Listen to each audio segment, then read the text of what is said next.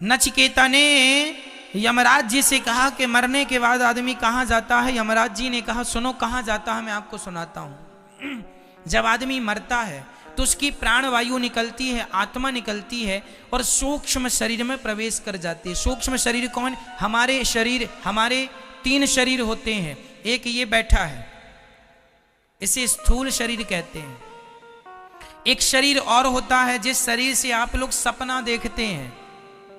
आपका शरीर तो आपके घर में होता है पलंग में, पर सपना देखने के लिए आप कहीं हरिद्वार में होते हैं, कहीं जगन्नाथ जी होते हैं सपने में, तो वहां भी आपका एक शरीर होता है जिससे आप दौड़ रहे हैं, खा रहे हैं, हंस रहे हैं, तो वह भी तो एक शरीर है। तो एक तो बिस्तर पर सोया है और एक सपना देख रहा है, और आप कहते भी आज मैंने सपने में जगन्नाथ जी को देखा, बिहारी जी को देखा। मतलब ये कौन है? ये आपका सूक्ष्म शरीर है। एक शरीर और है कारण शरीर। ये कारण शरीर जिस कारण से हमें मनुष्य का शरीर मिलता है, बंदर का, भालू का, जिस कारण से मिलता है उसको कारण शरीर कहते हैं। कारण शरीर का तो कोई बहुत बड़ा अस्तित्व नहीं है, वो उस कारण से तो मनुष्य मिल गया, वो कारण शरीर का काम खत्म। अब आगे का प्रोसेस ये है, 2 शरीर रह गए, एक सूक्ष्म एक स्थूल। तो ये जो बैठा है इसे कौन सा कहेंगे? मैया बोलो मैया, कौन सा है ये? थूल? थूल नहीं, स्थूल, आधा सा, स्थूल। सूक्ष्म, सूक्ष्म शरीर कौन सा है? वही जो स्वप्न का दृष्टा है, जिसने स्वप्न को देखा है। वही शरीर हमारा मरने के बाद ये शरीर निकल जाता है, आत्मा यहां से निकल जाती है और उस सूक्ष्म शरीर में प्रवेश कर जाती है। और वही सूक्ष्म शरीर यहां से यमदूत उसे पकड़ कर ले जाते हैं और वहां ले जाकर यमराज जी के सामने हाजिरी लगाते हैं। यमराज वहां पर वेटिंग रूम में तुम्हें बिठाते हैं 13 दिन के लिए, जब तक तुम्हारी 13वीं ना हो जाए। 13वीं का इंतजार यमराज जी वहां पर करते हैं। क्यों? क्योंकि 13वीं में किया गया पुण्य तुम्हारे खाते में जुड़ता है। तो यमराज जी बोले आखिरी पुण्य और जुड़ जाए, फिर हिसाब करेंगे टोटल। तो फिर आप लोग जो 13वीं में ब्राह्मणों को खिलाते पिलाते हैं ना, समाज को, गांव को, वो सबको खिलाने पे उस आदमी के नाम से खिलाया, उस महिला के नाम से, उस जीव के नाम से खिलाया, वो पुण्य उसको मिलता है। तो 13 दिन बाद वहां पर आपका हिसाब किताब होता है। 14वें दिन यमराज जी वहां पर आपको सामने बिठाते हैं चेयर पर, कुर्सी पर, और वहां एक बड़ी टीवी लगी है। तो आपने जन्म से मृत्यु तक जो जो किया था सब रिकॉर्डिंग हो रही थी।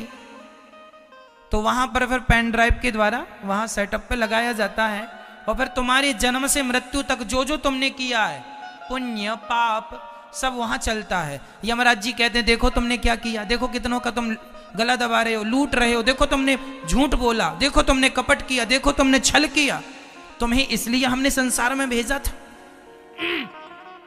आप बार बार लज्जित होते हैं अपने किए कर्म पर।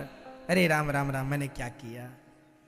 आप जब बार बार झूठ बोलते हैं, यहां तो बड़ा मजा आ रहा है, झूठ बोलो झूठ बोलो, खूब पैसा कमाओ, कैसे भी कमाओ, गला दबा दो, मार डालो, कुछ भी करके लोग पैसा कमा रहे हैं। लेकिन वो ये भूल रहे हैं कि इसका हिसाब देना पड़ेगा। किसी को कौड़ी कम नहीं देता, किसी को दमड़ी ज्यादा, पर समझदार तो चुप रह जाता, मूर्ख शोर मचाता, मेरे मालिक की दुकान में सब लोगों का खाता, बचेगा कोई नहीं। तुमने अंधेरे में भी जो पाप किया होगा ना, वहां सब रिकॉर्ड है, पूरी रिकॉर्डिंग है वहां। इसलिए बच के रहना रे बाबा, ईश्वर के घर देर है अंधेर नहीं है। हिसाब जब होगा पाई पाई का हिसाब होगा। कर लो तुम खूब अत्याचार, ध्यान रखना भोगना तुम्हें ही है। चलो, यमराज जी ने वहां हिसाब किताब कराया। अच्छा देखो तुम गलत कर रहे हो, देखो तुमने झूठ बोला, देखो तुम अपने माँ को डांट रहे हो, देखो तुम अपनी माँ को गाली दे रहे हो, देखो तुमने अपनी माँ को 2 रोटी तक नहीं दी, देखो तुमने अपनी मां के साथ कितना अत्याचार किया, देखो तुमने अपनी पत्नी पर कितना अत्याचार किया। और ये बहुओं की फाइल जब खुलती है, देखो तुमने अपनी सास को कितना तंग किया है, कितना सताया है, तुमने ये अत्याचार किया। सारा हिसाब किताब यमराज जी वहां रखते हैं। और फिर सब आदमी लोग, हम लोग सब थर थर थर थर थर थर थर कांपते हैं। अब क्या होगा, अब क्या होगा वो भी बताता हूं। तो अब यमराज जी अपने दूतों को आदेश देते हैं, चलो भाई इनका हिसाब किताब करो कितना हुआ। वहां बिल्कुल अपडेट सॉफ्टवेयर है, तुरंत डाला, हिसाब किताब आ गया। इनके 5 किलो पाप हो रहे हैं और 100 ग्राम पुण्य है। पाप कितने निकले मैया? 5 किलो पाप और 100 ग्राम पुण्य। पुण्य 100 ग्राम, पूरी जिंदगी में 100 ग्राम पुण्य किया, और पाप 5 किलो। कई लोग तो 10-10 किलो करते हैं, पर हम तो यहां 5 किलो के हिसाब लेके चले। देखो हम तो समझाने के लिए लेके चल रहे हैं 100 ग्राम और 5 किलो। किसी के 20 किलो भी पाप होते हैं और किसी के केवल 2 ग्राम पुण्य होते हैं, और किसी के पुण्य ज्यादा है। पर सबका अपना अपना हिसाब किताब है। भगवान जाने आप लोगों का कितना निकलेगा।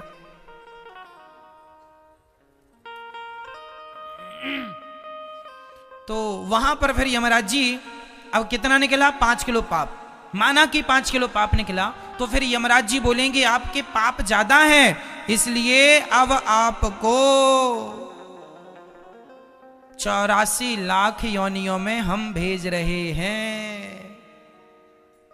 तो तुम्हारे किए हुए पापों का दंड भोगने के लिए कुछ दिन वहां नरक में रखा जाता है, और नरक की यातनाएं दी जाती हैं, और फिर नरक से रिफर कर दिया जाता है। जैसे छोटे हॉस्पिटल से बड़े हॉस्पिटल मरीज को भेजा जाता है। अब ये हमारे बस का नहीं है, यहां जितना होना था हो गया, अब वहां ले जाओ, आगे का ट्रीटमेंट वहां होगा।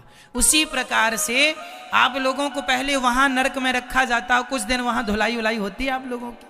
अब बड़ी बड़ी कढ़ाइयां हैं वहां पर, रौरव, महारौरव, कुंभीपाक, अंध्र, तामिश्र, कालसूत्र, असीपत्रवन, सुकरमुख, ऐसे 28 नरक हैं। जो महिला दूसरे पुरुष से संबंध बनाती है उसे सूकर मुख नरक में डाला जाता है। वहां एक लोहे का पुरुष होता है गरम, और जो पुरुष दूसरी महिला से और जो महिला दूसरे पुरुष से संबंध बनाती है, तो वहां पर स्त्री महिला दोनों नरक में उपलब्ध हैं, लोहे के बिल्कुल गरम।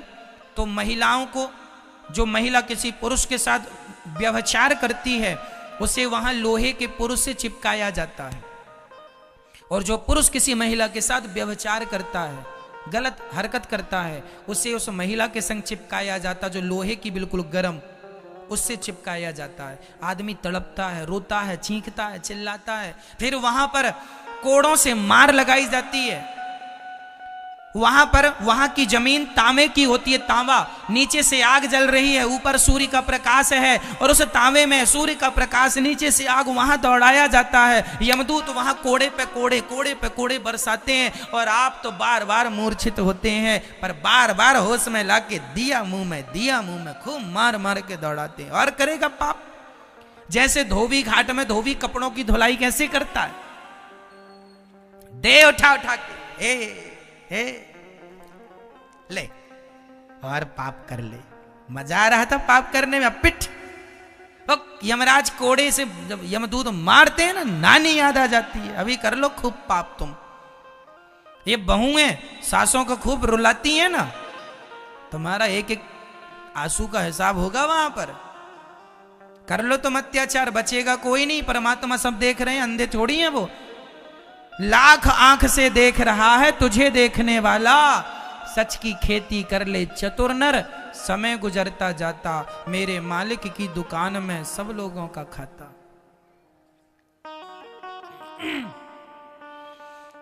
इस प्रकार वहां नरक की यातनाएं देकर फिर 84 लाख योनियों में भेज दिया जाता है।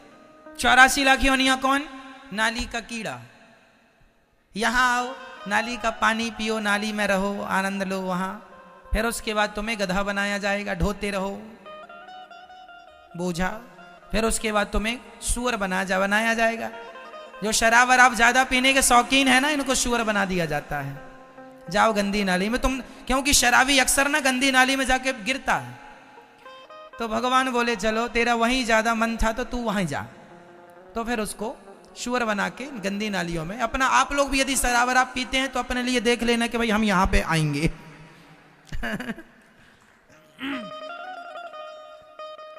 शराब पीना महापाप है। मैंने पहले कथा में बताया है आपको 5 प्रकार के महापाप होते हैं। उन महापापों में पहला महापाप शराब है, दूसरा स्वर्ण की चोरी है, तीसरा ब्रह्म हत्या ब्राह्मण की हत्या और गौ हत्या है, और चौथा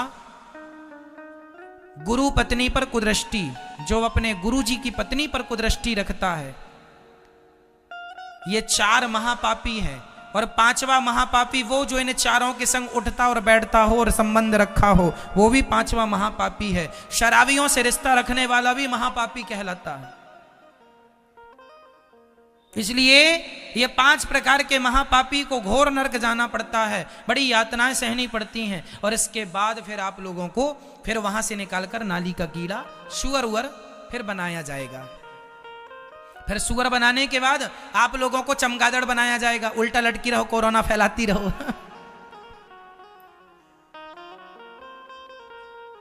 तो चमगादड़, फिर इसके बाद आप लोगों को चींटी बनना पड़ेगा, फिर मछली बनना पड़ेगा, फिर पेड़ बनना पड़ेगा। पेड़ बन के खड़े हैं। अब पेड़ वेड़ से जब मुक्ति मिली तो फिर उसके बाद शेर बनना पड़ा, हाथी बनना पड़ा। फिर 84 लाख योनियों के अंत में आखिरी योनि है गौ माता की। जब आदमी सारे पापों को भोग लेता है, ध्यान से सुनना, जब आप लोग सारे पापों को भोग कर निष्पाप हो जाते हैं तो वेटिंग लिस्ट में जरा देर के लिए डाल दिया जाता है। जब आदमी निष्पाप हो जाता, तुमने सारे भोग लिए ना, तो सारे पाप जब भोग के खत्म कर लिया, जब आप निष्पाप हो गए, तब आखिरी 84 लाख योनियों के बाद सबसे अंतिम योनि गाय की योनि है। फिर आपको गाय बनना पड़ता है। गाय, गौवंश, जिसमें बैल गाय सब आ गए, गौवंश। और फिर गौवंश के बाद फिर तुम जब शरीर त्यागती हो गाय का, गौवंश में बैल का शरीर त्याग कर फिर यमराज के पास जाते हो शुद्ध होकर, तब यमराज जी कहते हैं कि वाह, अब आ गए हो, तुम्हारे 5 किलो पाप खत्म हो गए, अब 100 ग्राम पुण्य बचे हैं। वो 100 ग्राम पुण्य लेकर यमराज जी कहते हैं जाओ, अब तो मनुष्य का शरीर तुम्हें दे रहा हूं। तो ये जो तुमने मनुष्य का शरीर पाया है, ये 84 का चक्कर काट के तुम लोगों ने ये मनुष्य का शरीर पाया है। फिरत सदा माया कर प्रेरा, काल कर्म स्वभाव गुण घेरा, कवहु की नर करुणा नर देही, देता ईस बिनु हेतु सनेही, बड़े भाग्य मानुष तन पावा, सुर दुर्लभ सद ग्रंथ निगावा। बड़े भाग्य से ये मनुष्य का तन मिला है, इसे हल्के में ना लो। ये तुम्हें सुअर खाने के लिए नहीं मिला, चोरी करने के लिए नहीं मिला, शराब पीने के लिए नहीं मिला।